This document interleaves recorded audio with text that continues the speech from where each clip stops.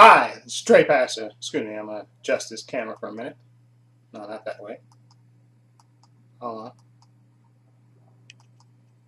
Yeah, there we go. Anyway,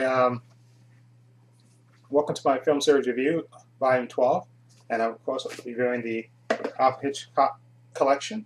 Okay, and I watched two of the movies today, and the first movie that I watched, again, these are two movies that I haven't seen before that were done by Hitchcock, so that was a nice experience to watch something I'd never seen from Hitchcock before.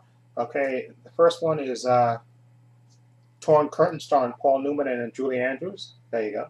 You can see that. There you go. Okay, and I guess this film and the next film that I'll review, I guess would be sort of his Cold War era movies.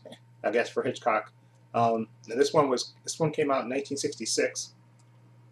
Okay, and it's basically the story of an American scientist, Professor Michael Armstrong, played by Paul Newman, who he was heading to a conference in Stockholm, a physics conference with a lot of other professors from all over the world, and he's accompanied by his assistant, fiancee Sarah Sherman, played by Julie Andrews. And at first, you get the hint later that he didn't really want her to go, but she kind of persuaded him to go. She kind of, I guess, persuaded him to go, and that she wanted to go. So they go, and then later he tells her that he's going to be staying for a while, okay, and that she should go home, but she actually spies him doing something else, and actually follows him, okay, and she finds out that he's actually going to East Germany, okay, and this is of course when during the Cold War era,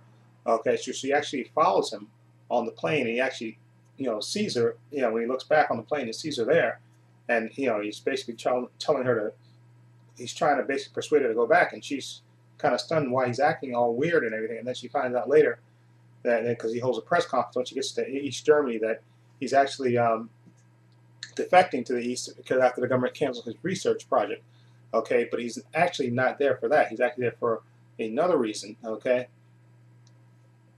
He's here to actually to spy, okay. That's what he's actually here for, okay. And of course she doesn't know that, okay. And the rest of the movie is him basically trying to get close to a scientist to try to get the information that he needs, and of course, and escape back, from East Germany with his girl, okay. And now this is, like I said, I've never seen this movie before.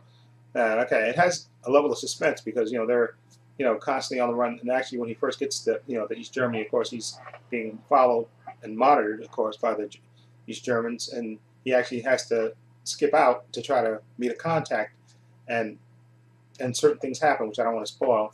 Okay, but basically the rest of the movie is him basically trying to get the information from the scientist that he needs and to defect back with him and his girl and being on a run from the Germans, East Germany. Yeah, and it's an entertaining movie. Paul Newman and Julie Andrews was nice in there, and they had a nice little kind of chemistry together.